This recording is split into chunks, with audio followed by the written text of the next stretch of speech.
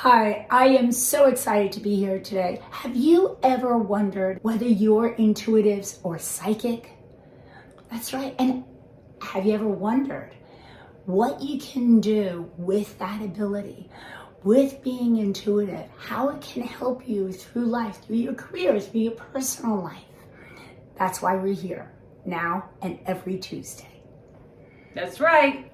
Hi, I'm Victoria. And I'm Saba Hocek. And we're from Self-Empowered Minds. And we're going to be here every Tuesday at 5 o'clock to help you learn to be intuitive and develop any powers that you might have. That's right. What we're going to be doing is we're going to be going over some tools. We're going to be teaching exercises so that you can strengthen your intuition. Victoria, tell me a little bit about your experience as an intuitive. How did you start? How did you even recognize it? Well, it started when I was really young, and just like a lot of kids, you might have dreams that are very vivid and they come to fruition. So what you might have dreamt at night actually happens as it happened in your dream in the morning. And I'm sure you also have experienced that at some point in your life, and maybe even dismissed it, thinking, that was ridiculous. I didn't think it was ridiculous, but apparently my parents did. And that happens a lot. But later on, I spent most of my adult life working with animals, rehabilitating them. And so what happened is a lot of times they stayed away from me until they were ready to approach me. I would be petting them, and then all of a sudden I got to a certain spot on their body, and I would feel these unusual sensations in that one spot. So I remember distinctly.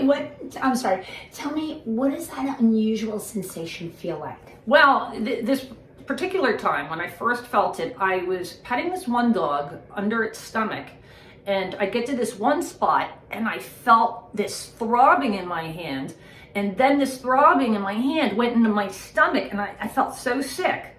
And I could pet the dog everywhere else, but when I got to this spot in the stomach, same thing, a throbbing in my hand, and then it would go into my stomach and make me sick. And then I'm like, this is so bizarre, something must be wrong with my hands, but it wasn't. And so I begged the vets I worked with, please look at this dog. And sure enough, they gave it an ultrasound and found the dog had cancer in its stomach.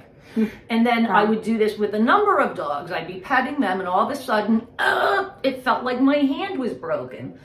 And so I said, please look at this dog. They'd give it an x-ray, and the dog had a broken bone in that area. So at first I doubted myself. And did you find also that there was a certain consistency? Yes, and that's how I was able to distinguish different issues, is because I would catalog them. Mm-hmm. So then later on, I felt various sensations for emotional issues.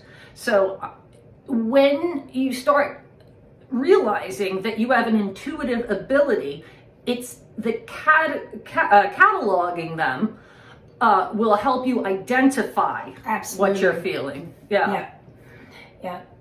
For me, it was like Victoria.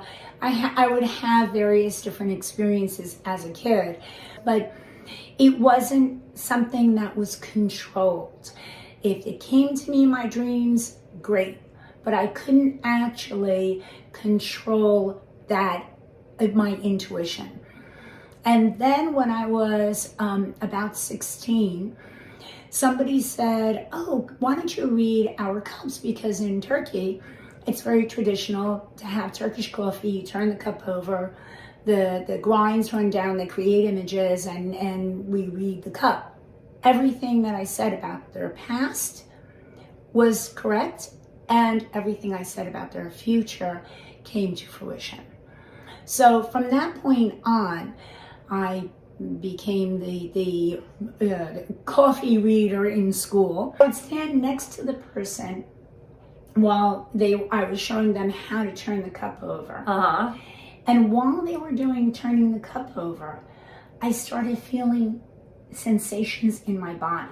Oh, yeah. And that's how I started gaining a new way of being intuitive aside from just the coffee cup. So I would now, I use it all the time. When I stand next to somebody, I can feel what's going on. And just like you said, I started cataloging. So let's talk a little bit about what they're going to be getting. So every Tuesday at 5 p.m. Eastern Standard Time, we're going to be having a discussion to talk about the different skills that you can develop. Right, and we're also going to explain to you how you begin sensing these intuitive feelings, because it all has to do with energy, how you sense it, how you interpret it, and how you're able to define it. Because there is a difference between thought and intuitive messages, and we're going to teach you how to distinguish between the two. Yeah, that the inner voice versus your conscious thought. We'll go over different exercises. We'll talk about with the strengthened intuition, what you can do with that, how it helps you in your daily life. Yeah, so please join us, because we'd really like to bring those natural abilities out that you have. Everybody has them. Yeah. And I'll leave you with this one note, and that's that for me, I think the biggest advantage of having a strong intuition is that it tremendously will reduce anxiety, because it's the unknown that makes us very anxious. Yeah, and I'll just add, it gets you from point A to point B a lot quicker. Oh, absolutely. Yeah. Okay, so see you on Tuesday, 5 p.m. Eastern Standard Time. Can't wait to see you. Bring your questions, and we're going to be happy to answer them and do whatever we need to in order to strengthen your intuition. Bye. Bye.